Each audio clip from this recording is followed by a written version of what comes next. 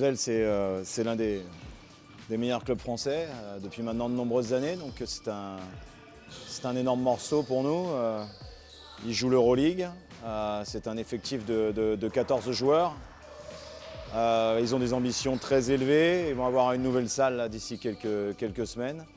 Bon, voilà, c'est l'une des locomotives du championnat et je suis très heureux de pouvoir préparer ce genre de match et offrir ce genre de match au public de Saint-Quentin.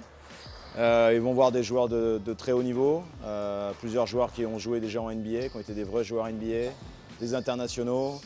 Bon, voilà, c'est une belle locomotive du championnat. Alors Monaco, il faut à la fois garder en mémoire les bonnes choses qui ont été faites, mais il faut oublier aussi, parce que c'est pas parce qu'on a été capable de jouer Monaco les yeux dans les yeux qu'on sera capable de jouer l'Asvel les yeux dans les yeux. C'était l'histoire d'un match. Ce que je sais, c'est que c'est un match qu'on aurait dû gagner. On ne le pensait pas avant de débuter, mais au final, c'est ce qui s'est passé. On aurait dû le gagner, on ne l'a pas gagné. Et donc, il faut se servir de ça pour progresser. Maintenant, c'est une toute autre histoire, c'est un autre match avec d'autres qualités, un adversaire qui est différent. Et il va falloir vraiment être à notre meilleur niveau du moment pour espérer rivaliser.